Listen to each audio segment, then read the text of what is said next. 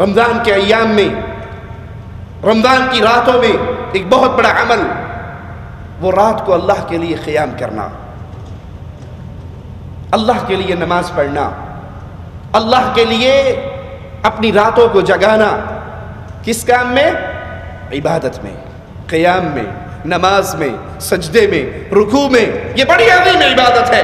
بخاری و مسلم میں پیارے حبیب محمد کریم صلی اللہ علیہ وسلم کا فرمان ہے، من قام رمضان، جو رمضان میں قیام کرے، شرطیں وہی دو جو صیام کے ساتھ تھی وہی قیام کے ساتھ ہے۔ مومن ہو، مشرک کا کوئی عمل اللہ قبول نہیں کرتا۔ وہ تراویحیں پڑھے، وہ شبینے پڑھے، وہ نفل پڑھے، وہ نوافل پڑھے، عقیدے میں شرک ہے، برباد ہے اس کا ہر عمل۔ پیارے حبیب فرماتے ہیں جو رمضان میں قیام کرے ایمان اور ثواب کی نیت سے، اللہ اس کی زندگی کے گناہوں کو معاف فرما دیتا ہے۔ اور اہل ایمان کا تذکرہ قرآن کیسے کرتا ہے؟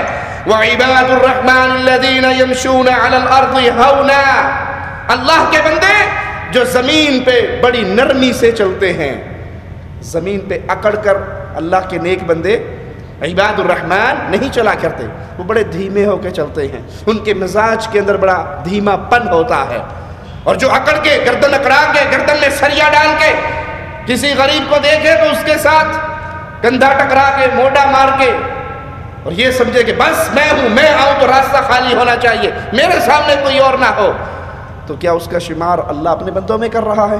اللہ کے بندوں کی تو صفت یہ ہے، وہ زمین پہ چلتے ہیں بڑے نرم۔ وہ دوسرے مسلمان کو دیکھتے ہیں تو اس کو اپنے آپ سے حقیر نہیں سمجھتے، بلکہ اپنے سے افضل سمجھتے ہیں کہ ہو سکتا ہے اس کی اللہ کے دربار میں کوئی ایسی نیکی قبول ہو چکی ہو جس نے اس کو جنت میں مجھ سے اعلیٰ مقام کا حقدار بنا دیا ہو۔ وہ اپنے مسلمان بھائیوں کے ساتھ نرمی کرنے والے، زمین پہ نرم چلنے والے۔ میں اس کی مثال دیتا ہوں آپ کو۔ جب دل میں ایمان آتا ہے تو انسان کے جسم کے اندر اپنے آپ جھکاؤ آ جاتا ہے، ٹھہراؤ آ جاتا ہے۔ آپ نے دیکھا ہے پھلدار درختوں کو، آم کا سیزن ہے آج کل، آم کے بوٹے دیکھے ہیں آپ نے؟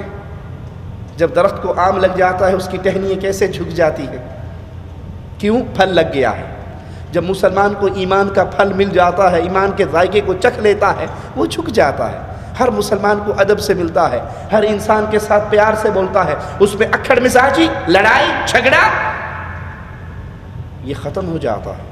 اور وہ درخت جس کو پھل نہیں لگا، آپ نے کبھی اس کو بھی دیکھا ہوگا، سفیدے کا درخت دیکھا ہے؟ انڈیا پاکستان میں ایک درخت ہوتا ہے سفیدہ، اس پہ پھل لگتا ہے؟ سفیدے پہ نہیں لگتا، وہ جھکا ہوا ہوتا ہے یا سیدھا ٹونڈ موڈ اوپر کو جاتا ہے، اس کے اندر اکڑاؤ ہے، کیوں؟ پھل نہیں لگا۔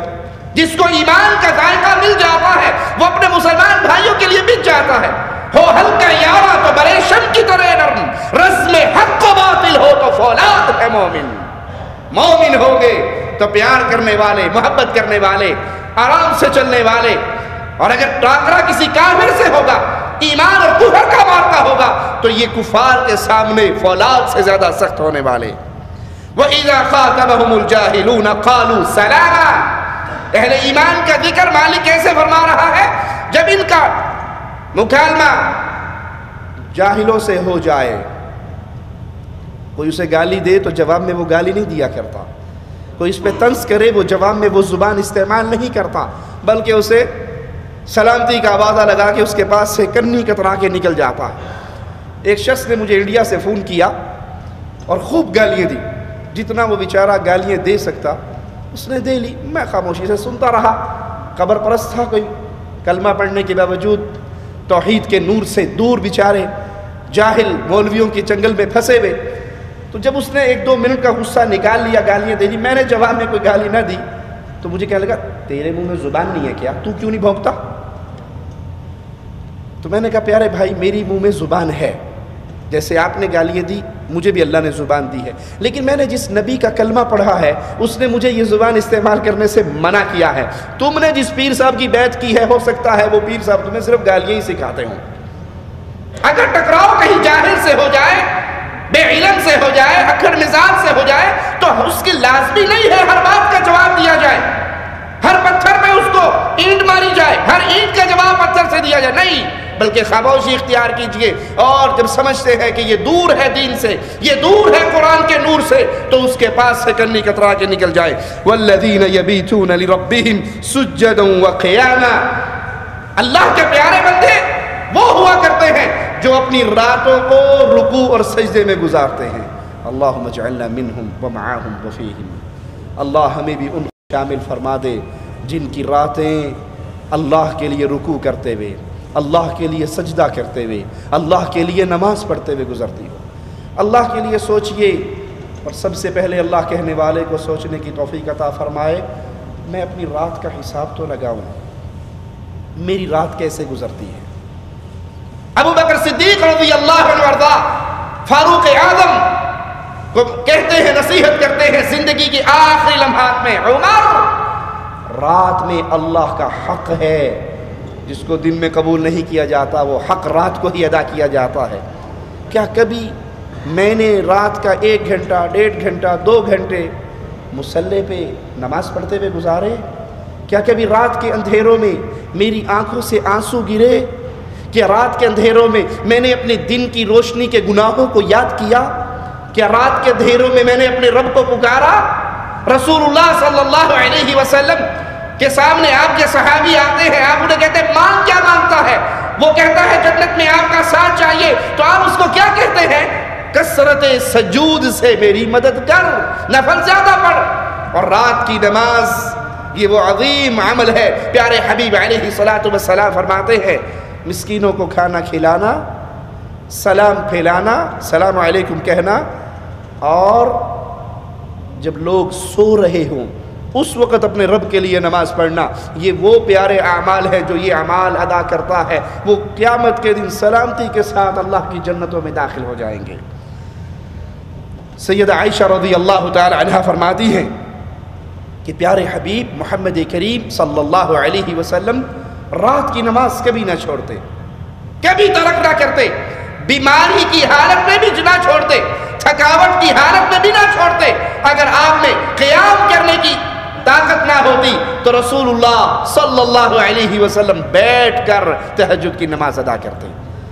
سیدہ عائشہ رضی اللہ تعالی عنہا نے کہا یا رسول اللہ صلی اللہ علیہ وسلم، اتنے لمبے قیام سے آپ کے قدم مبارک سوج جاتے ہیں، آپ اتنی محنت کیوں کرتے ہیں؟ آپ کے ذمہ تو کوئی گناہ نہیں ہے، آپ تو معصوم عن الخطا ہے، اگلے پچھلے معاف ہیں، پھر اتنی محنت؟ لوگوں جن کی کیفیت یہ ہے کہ وہ معصوم ہے، ان کے سارے گناہ معاف ہیں، ان کی کیفیت یہ ہے کہ سیدہ کائنات فرما رہی ہے قدم سوج رہے ہیں۔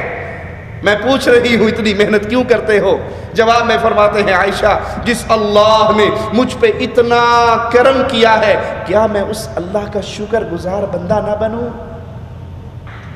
یہ تو پیارے حبیب شکرانے کے طور پہ سب کچھ کر رہے، میری اور آپ کی زندگی تو گناہوں میں ڈوبی ہوئی ہے، خطاؤں سے بھری ہوئی ہے، اندھیرے ہی اندھیرے ہیں گناہوں کے۔ کیا ہمیں بھی کبھی یہ خیال آیا کہ اپنے گناہوں کو میں اللہ کے دربار میں پیش کر کے، تسلیم کر کے، شرمندہ ہو کے، آئندہ نہ کرنے کا عہد کر کے اللہ سے درخواست کروں کہ اللہ میرے گناہوں کو معاف فرما دے؟ سیدنا عمر رضی اللہ عنہ وارضا رات کو قیام کرتے، اور جب آدھی رات گزر جاتی اور پھر اپنے گھر والوں کو اٹھانے لگ جاتے۔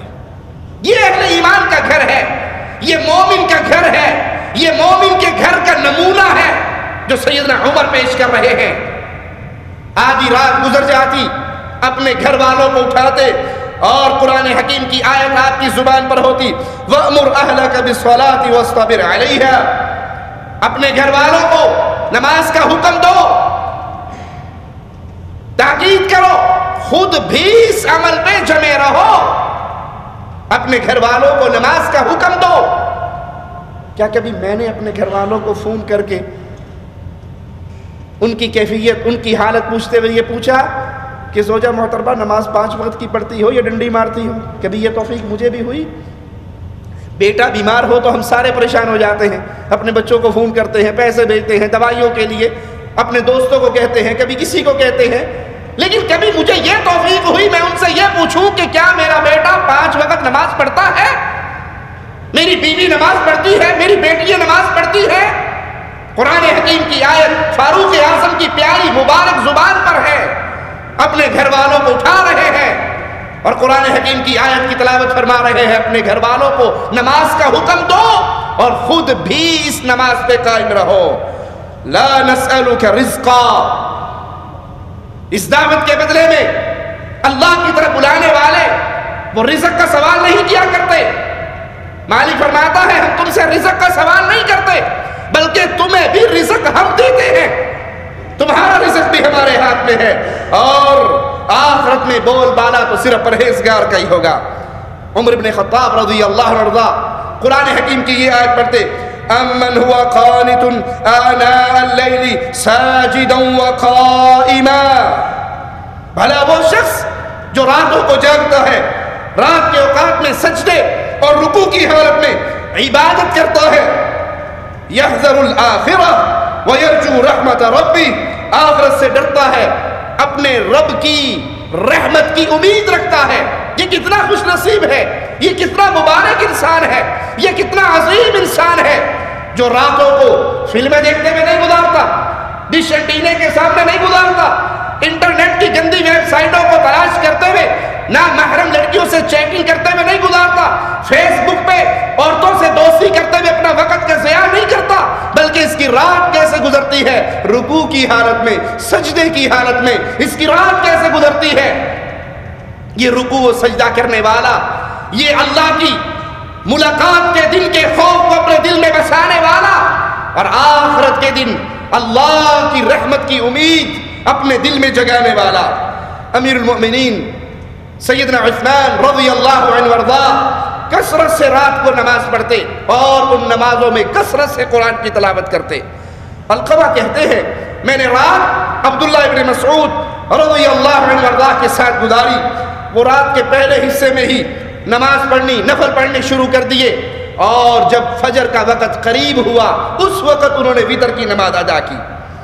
رسول اللہ صلی اللہ علیہ وسلم نے فرمایا آئیے کتنی آسانی، یہ تو سلف صالحین کے وہ اعمال تھے جو ہمارے لیے آئیڈیل اور نمونہ، لیکن قربان جائیں پیارے حبیب محمد کریم صلی اللہ علیہ وسلم کی لائی ہوئی شریعت کی رحمتوں پر کتنا مہربان، کتنا پیارا فرمان ہے مصطفیٰ علیہ السلام کا، اور کتنا بڑا نیکی کا خزانہ پیارے حبیب اس ایک فرمان کے ذریعے ہمیں عطا فرما رہے۔